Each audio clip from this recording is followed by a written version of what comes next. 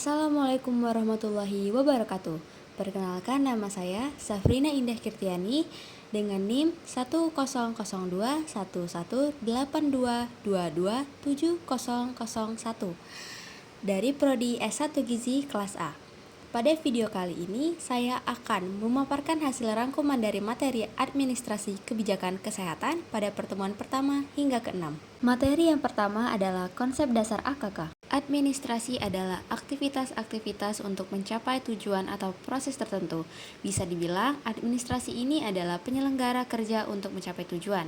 Yang kedua, manajemen adalah proses yang terdiri atas perencanaan, perorganisasian, penggerakan, pelaksanaan, dan pengawasan dengan memanfaatkan ilmu dan seni untuk mencapai tujuan yang telah ditetapkan. Lalu, apa hubungan administrasi dengan manajemen? Administrasi merupakan proses penyelenggaraan kegiatan untuk mencapai tujuan yang telah ditetapkan. Hal yang berhubungan dengan orang-orang yang menyelenggarakan kegiatan untuk mencapai tujuan tersebutlah yang menjadi urusan manajemen. Kebijakan atau polis adalah suatu aturan tertulis hasil keputusan formal organisasi yang mengatur nilai dan perilaku seluruh komponen dalam organisasi. Materi yang kedua adalah leadership. Pemimpinan, sikap yang harus dimiliki oleh seorang pemimpin.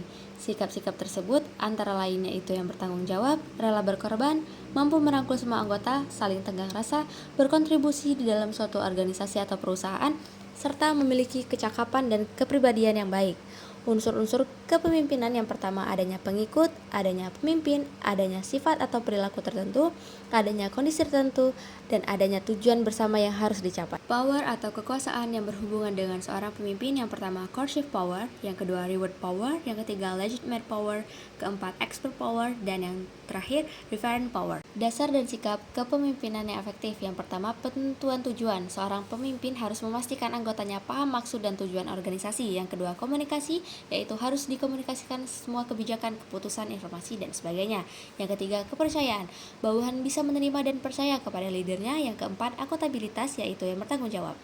4 gaya kepemimpinan yang tergolong tidak efektif. Yang pertama, pecinta kompromi. Yang kedua, missionary. Yang ketiga, autokrat. Yang terakhir, yang keempat ialah lari dari tugas. Materi yang ketiga adalah perencanaan. Perencanaan adalah kegiatan perhitungan dan penentuan tentang hal yang akan dijalankan dalam rangka mencapai tujuan tertentu. Adapun manfaat perencanaan, yang pertama sebagai alat pengawasan dan pengendalian kegiatan pada organisasi. Yang kedua, mengetahui kegiatan-kegiatan mana yang diperlukan dan mana yang tidak. Yang ketiga, dengan perencanaan segala kegiatan dapat dilakukan secara tertib dan teratur. Selanjutnya, unsur-unsur perencanaan. Yang pertama, tindakan apa yang harus dilakukan. Kedua, apa sebabnya tindakan tersebut harus dilakukan. Yang ketiga, di mana tindakan itu dilakukan. Yang keempat, kapan tindakan itu harus dilakukan. Yang kelima, siapa yang akan melakukan tindakan tersebut. Dan yang keenam, bagaimana cara melaksanakannya. Materi keempat ialah organizing. Pengorganisasian adalah keseluruhan proses pengelompokan orang-orang, alat-alat, tugas, dan tanggung jawab atau wewenang sedemikian rupa sehingga tercipta suatu organisasi yang dapat digerakkan sebagai satu kesatuan untuk mencapai tujuan yang telah ditetapkan. Manfaat pengorganisasian, yang pertama, memungkinkan pembagian tugas sesuai dengan keadaan perusahaan. Yang kedua, mengakibatkan adanya spesialisasi dalam melaksanakan tugas. Yang ketiga, anggota organisasi mengetahui tugas-tugas yang akan dikerjakan dalam rangka mencapai tujuan. Jenis-jenis authority, yang pertama, line authority, yang kedua staff authority, ketiga functional authority, dan yang keempat personality authority. Selanjutnya, sumber-sumber wewenang. Yang pertama, teori wewenang formal, yang kedua teori penerimaan wewenang, yang ketiga wewenang yang diperoleh seseorang karena situasi, yang keempat wewenang karena posisi atau jabatan dalam organisasi. Materi kelima yaitu controlling.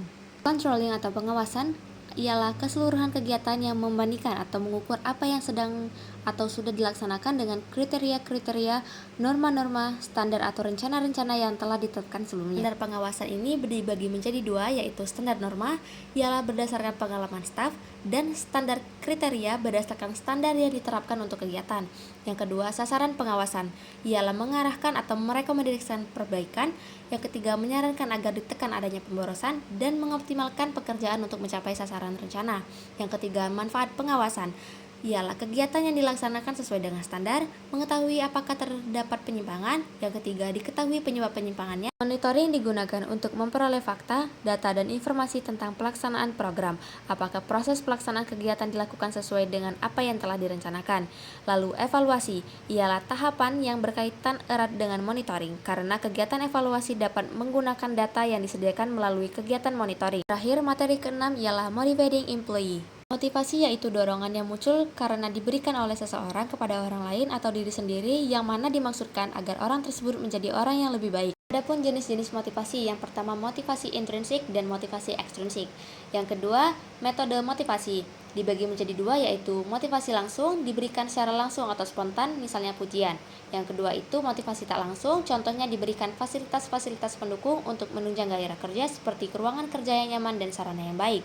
Baiklah, itu saja hasil pemaparan rangkuman materi administrasi kebijakan kesehatan dari saya. Sekian, terima kasih. Wassalamualaikum warahmatullahi wabarakatuh.